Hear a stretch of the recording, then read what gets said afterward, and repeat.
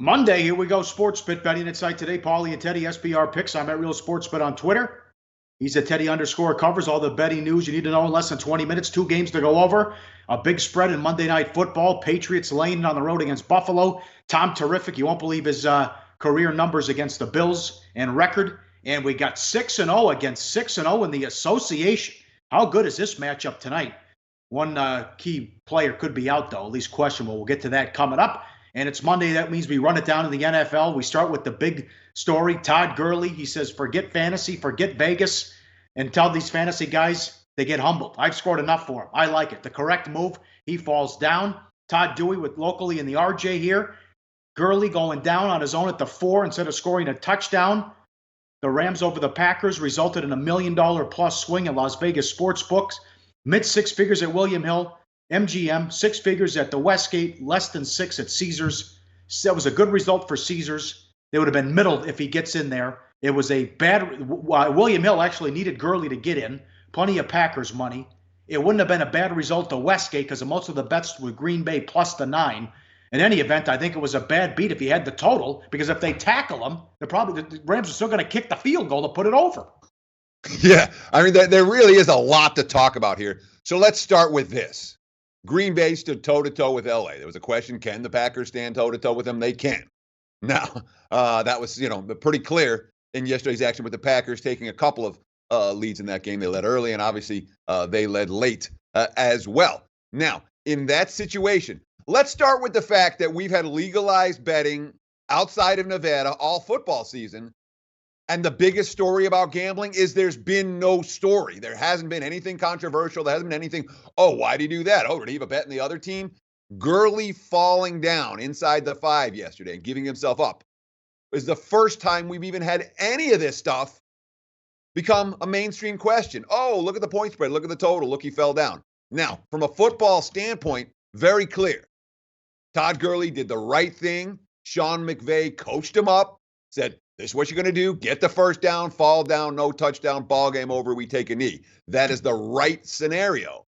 And it's a well-coached team to do that. Now, when bettors are upset because the guy didn't go into the end zone and it cost them a total wager, it cost them potentially a side wager. Remember, that line opened as high as Packers plus 10, closed 7.5 pretty much everywhere. There were a couple books even down to Packers plus 7. So had LA scored that TD, that would have been a 9-point margin. That would have been a pretty rough result for a lot of bookmakers. Gurley falling down didn't help the books one iota. It helped bettors, not with the total, certainly sidewise, a lot of Green Bay money in yesterday's game. And when the guy makes the right call, there's no story at all. That's what we like to talk about here on Sportsbet. Here's the gambling. It's all legal. It's everywhere. But this is not a story. It's the right football move. Amen, Todd Gurley. This is terrific coaching. You can read Peter King today. They call it the Rolex play. And 3 guys in the huddle said either fall down, Rolex play, or don't get in. Run the clock. They call it the Rolex play because it means time and money time. And if you give them the ball back, there's still a chance. You fall down, game's over. Beautiful. Great job by McVay, and that's why they're undefeated. Bengals, horrific beat. Lane 3.5, up 18, 2 minutes left in the third quarter. Winston, 4 interceptions. Fitzmagic comes back. They kick a field goal. They get the ball back, score again. And then 4th and 3, he hits O.J. Howard. They get the 2. Bengals win, but the 18-point lead goes bye-bye. Yeah, minus 3.5. You can rip that ticket up. That's a really tough beat because Cincy actually played so well defensively that they forced the backup QB in the game, who then did Fitzmagic. I mean, we've seen this before for Cincy. We got to criticize the Bengals in one sense because you can't. I mean, we've seen what Tampa wants to do offensively with Fitzpatrick in the game. All they're going to do, they're going to chuck long. They're going to take their shots.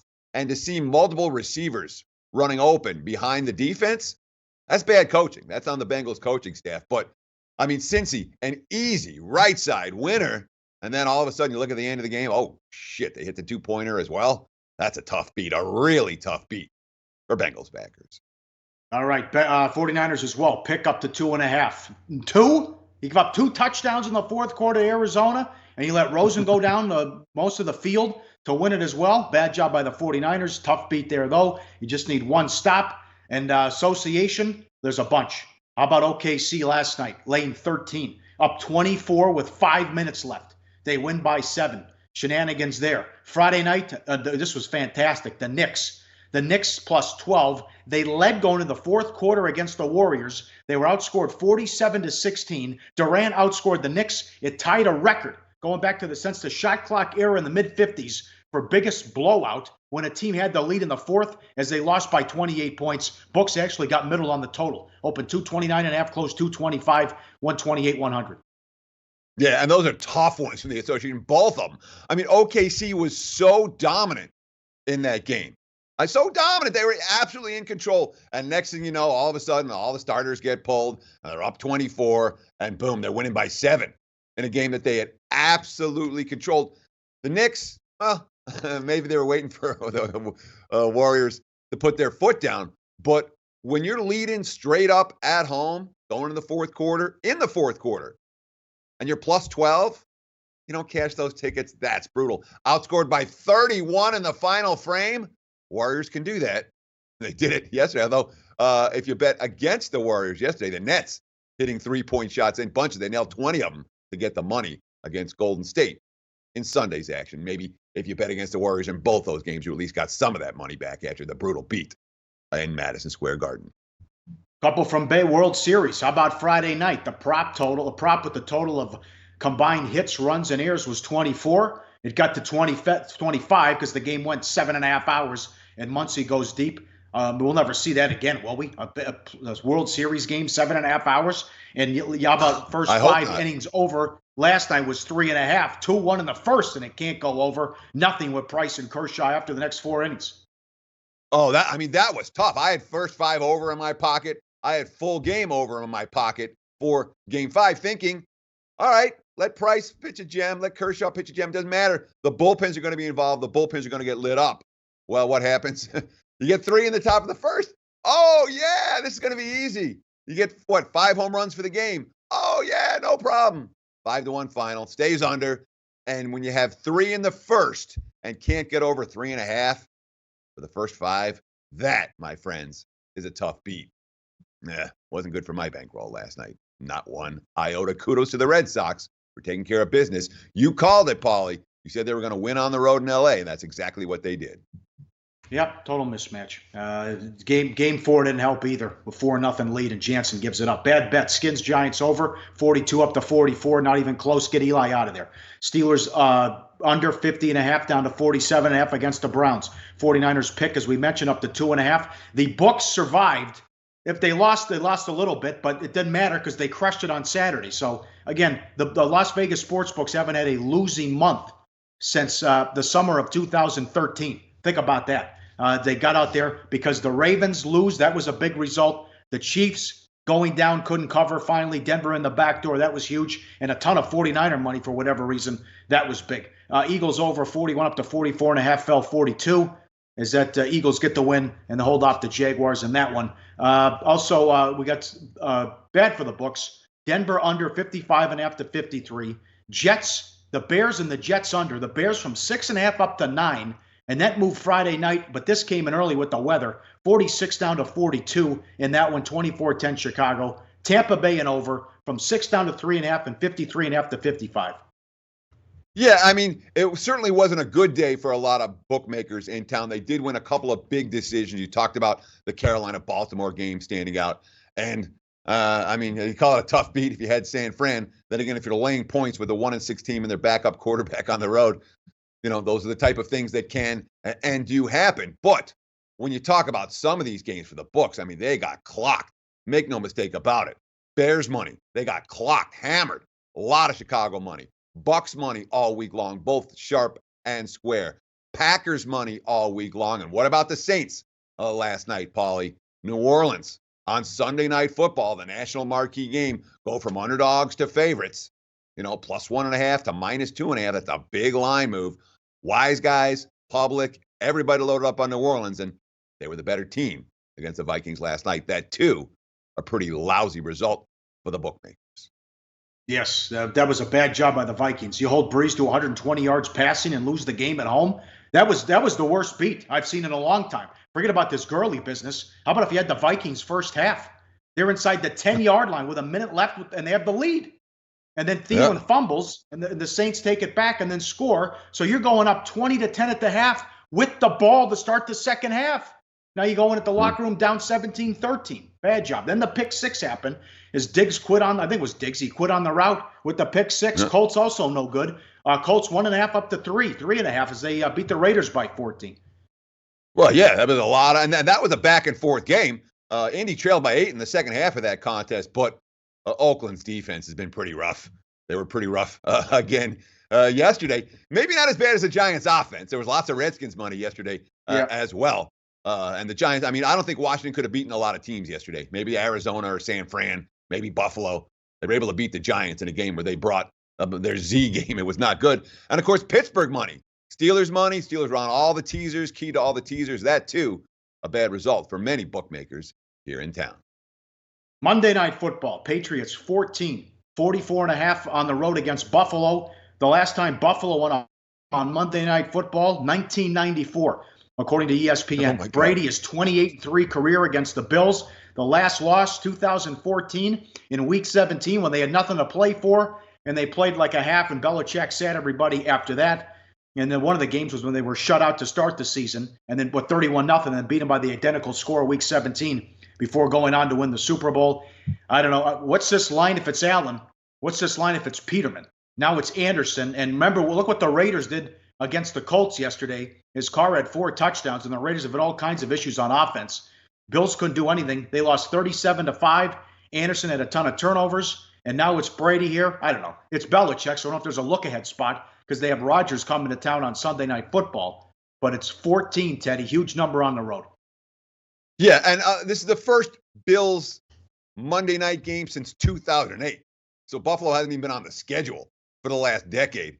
You talked about that. They haven't won a Monday night home game since 94. They did win a road Monday night game in 99 against Miami. So, once every 20 years they're good for a win. But the Bills are talking it up. It's a Monday night football home game for a team that doesn't get them. Sean McDermott, quote, "This will be a big week for us in terms of the energy around the city and creating an environment in our stadium where it's hard to play." They're going to retire Thurman Thomas's number at halftime. But, all of that is but. The Bills are the fewest points in the NFL going into Week 8, heading into the week. And now, obviously, everyone scored already. 81 points right now. They haven't gotten 20 first downs in any game this season. They have 7 offensive touchdowns so far this season. Only 8 of their 22 drives have gotten past midfield over the last 2 games. And Derek Anderson is what he is, which is an aging quarterback who has no business as an NFL starter starting a game against one of the league's best teams. Offense coordinator Brian Daboll, quote, Daboll, I should say. We know we are not where we need to be. I've been on both ends of the spectrum. You have to have a short-term memory. You have to look at things you need to improve on, which for us is a lot. Everyone knows the Bills are bottom feeders. Everyone knows the Patriots are one of the top 2 or 3 teams in the NFL. Bookmakers struggling to attract Buffalo money for this Monday night football game. That's why we're looking at New England laying 14 points, even higher in some spots, on the road. All right, Monday Night Football run. It's 0-14 ATS run. A team laying the big price like this with the Patriots. So that's what they're up against, an 0-14 Monday night trend, laying a big number. But the Patriots are back. They're kicking ass and taking names. 38, 43, 38 points in back-to-back wins. The Bears game, there was 2 special teams touchdowns. But you get Gordon, you get Edelman back. They might trade and get Thomas from Denver. That's something to watch. They get the big news with Michelle, who won't play. But I thought he was done for the year in that Bears game. He'll be out in a couple of weeks. They'll get Michelle back. That's huge as well. But McCoy, I think McCoy might give it a go for Buffalo. Come back. That'd be big if the Buffalo can have him in the rushing attack. I mean, it'd be big perhaps psychologically, but I don't think LaShawn McCoy is going to be a difference maker, point spread-wise, against New England. He hasn't been a difference maker for Buffalo at any point this season. And we look at recent matchups between these 2 teams. And again, 37-16 and 23-3 last year. Year before, 41-25. Though the Bills did win one, 16-0, but that was an odd circumstance. in that ballgame. It's been a series where the Patriots, without doing anything special, have been able to win consistently by more than 2 touchdowns. If Buffalo is going to hang around in this game, if they're going to hang around, they got to contain Josh Gordon, because Josh Gordon has been an absolute monster already working with Tom Brady and company. And it's, the one thing you can't do if you're the Bills is give up the big play TDs. You have to make New England earn their points. The other thing you have to do you got to shorten this game. You have to run McCoy on the ground. And New England doesn't have the type of defense I'm comfortable laying big prices with on the highway. I'm not getting involved in this game, but I'm also not making a contrarian case for the Buffalo Bills as home dogs. I do not trust the Bills to get the job done with Derek Anderson behind center. All right, very good. I agree with you. I don't have an opinion. What a game tonight in the association. 6-0 against 6-0. The Raptors are in Milwaukee. Toronto's laying 1. 2:23. You wake up yet? You still sleeping on Toronto? Huh? 6-0 against 6-0. Greek Freak is questionable. Check his status. I think he'll play, though. He took an elbow to the head in the Minnesota game, so they thought he had a concussion. He sat out much of the second half. How about that? They were up. They beat the T-Wolves by 30 on the road. Offensive efficiency, Toronto's 4th, Milwaukee's 8th. Budenholzer's the man. Come in, bombs away, let's shoot the 3. Middleton's been terrific. Defensive efficiency, number 2 in the league, the Bucks. And they shut down the 76ers in the second half as well. What a matchup here with Kawhi against Greek Freak. I hope he plays. Toronto laying 1 on the road. Yeah, sure, no question. And it's a big if for Giannis, obviously. But Toronto's got injury concerns as well, and not the kind of injury concerns that are going to affect the point spread. All right.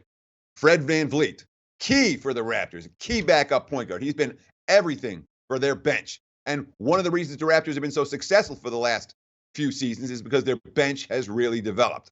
VanVleet's a question mark tonight. AJ Anunoby is a question mark tonight. DeLon Wright, who just came back from injury, he's a question mark tonight.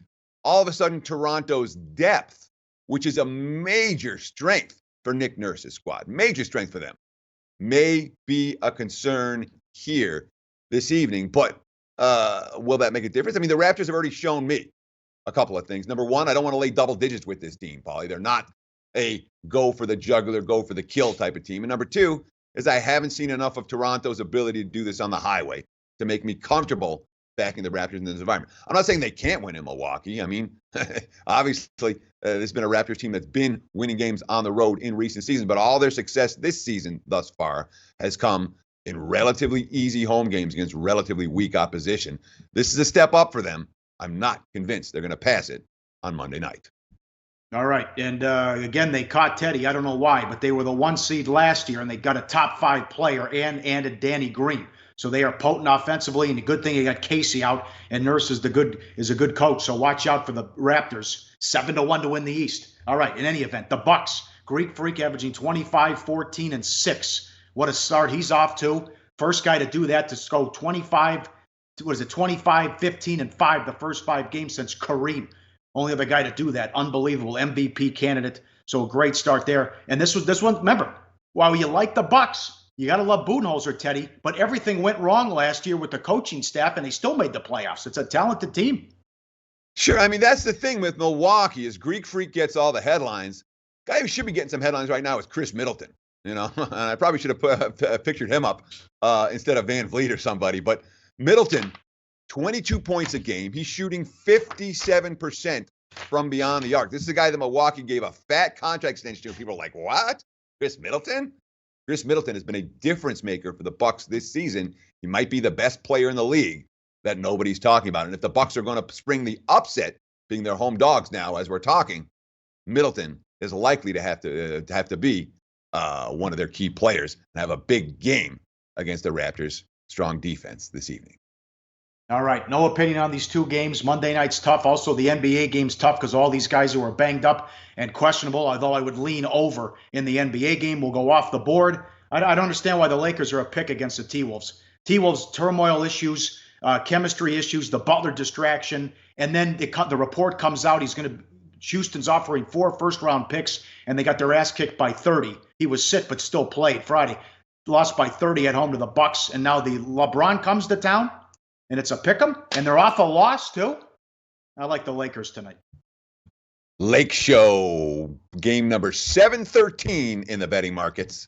That's our play of the day. All right, very good. Back tomorrow to recap everything college. What a weekend it was. Some vicious beats as always. What happened to Colorado? 31-3 in the third quarter. Plenty of stories like that, bad beats and bad bets. And we'll recap everything that happens tonight. We'll talk to you then. We got football. I think we got 27 days in a row with football on television that started last week. Sweet. Low Shack in the Bag coming up next.